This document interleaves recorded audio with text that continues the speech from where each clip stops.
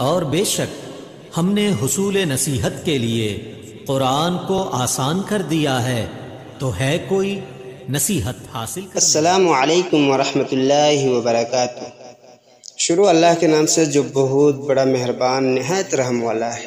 آج کا سبق ہے عقائد۔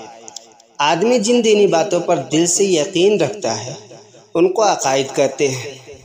قرآن میں اللہ تعالیٰ فرماتا ہے ان الذین آمنوا وعملوا الصالحات لہم جنات النعیم، بے شک جو لوگ ایمان لائے اور انہوں نے نیک عمل کیے ان کے لیے نعمتوں کے باغات ہوں گے۔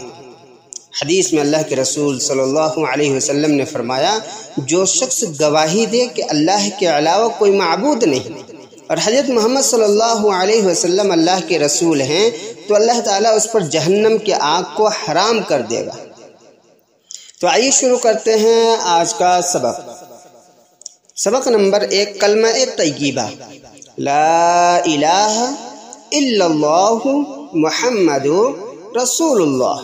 ترجمہ ہے اللہ کے سوا کوئی معبود نہیں، حضرت محمد صلی اللہ علیہ وسلم اللہ کے رسول ہیں۔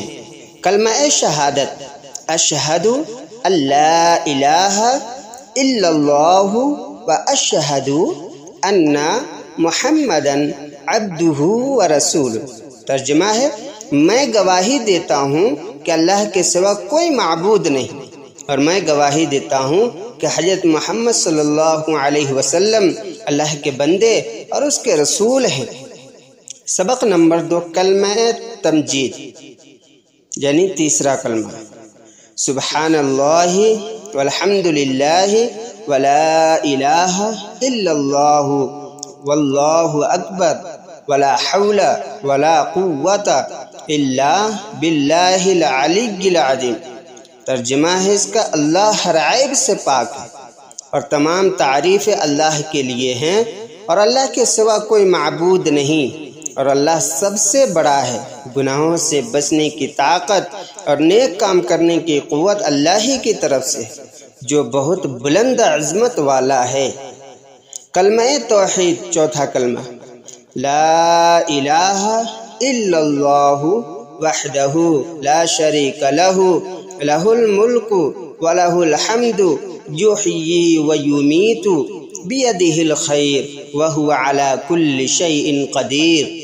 اس کا ترجمہ ہے اللہ کے سوا کوئی معبود نہیں، وہ اکیلا ہے، اس کا کوئی شریک نہیں، اسی کے لیے بادشاہت ہے اور اسی کے لیے تمام تعریفیں ہیں۔ وہی زندہ کرتا ہے اور وہی موت دیتا ہے، اسی کے قبضے میں تمام بھلائی ہے اور وہ ہر چیز پر قادر ہے۔